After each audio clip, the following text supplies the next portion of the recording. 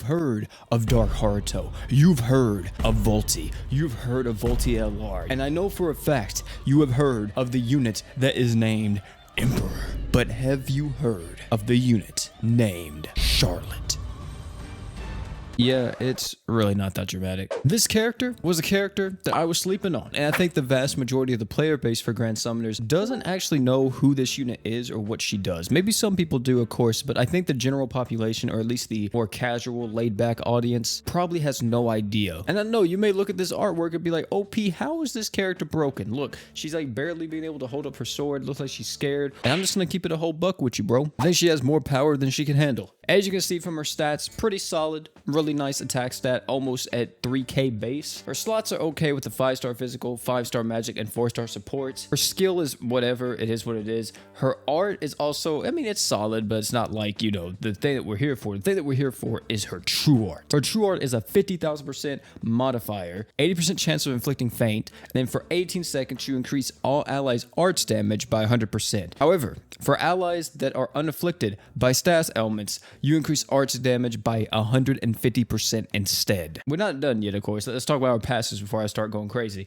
She increases her own arts based on the number of human allies in her team, apart from herself. It doesn't count for herself. And when your HP is above 90%, you increase your attack and defense by 20%. Looking at that kit, you may just brush it off and be like, that's not really that strong, OP. You know, she's not doing much, you know? Attack buff, max HP, arts damage, what's the big deal? That is the big deal. The fact that she has a 150% arts damage up on a true art is absurd. Just to give you an idea, arts damage pretty much will stack with any source of arts damage in the game.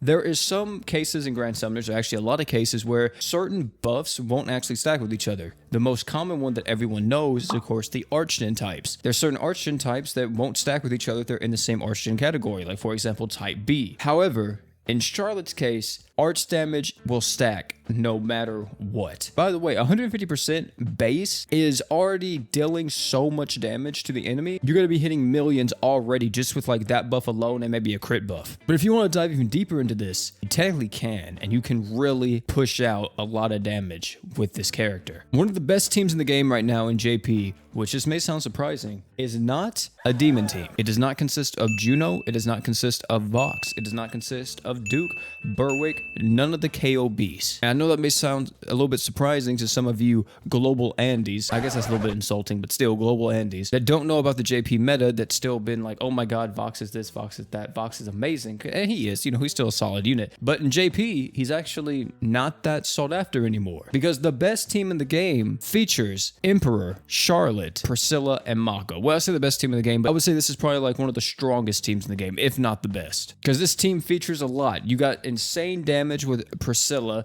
plus you got 100% crit buff and crit damage buffs with Priscilla alone.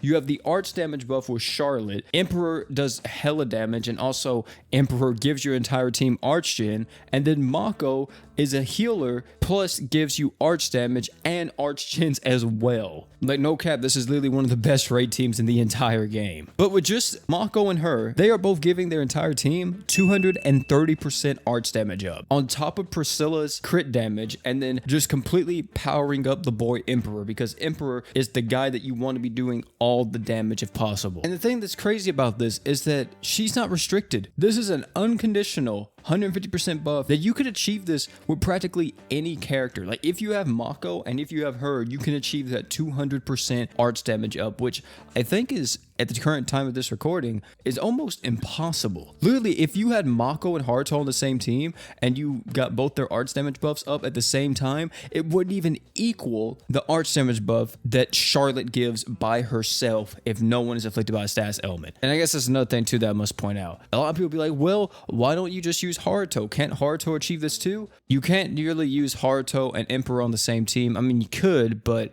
Emperor's type B, Haruto's type B. Arch don't stack, bro. And that's one of the reasons why Charlotte is used in this team comp. If you guys are actually interested in this unit, I highly recommend that you go and like look up videos for her. Literally go to YouTube and type in Grand Summoner Charlotte, and you'll probably see quite a few videos of the exact team comp that I just talked about, and see how crazy she is. And I think this girl absolutely deserves to be on your radar. I'm telling you, on the surface level, you may look at it and you just be like, oh, okay, big numbers, that's it. But like, bro, she can be used with anyone. That's the thing. That's so crazy. Unconditional, 150% arts damage, big damage, no matter what, on any team. As long as she's there, you're getting that arts damage buff. Like, it is actually insane. Use her in nuking, use her in sustain, use her in freaking raids, use her in mines. Like, this unit has viability everywhere.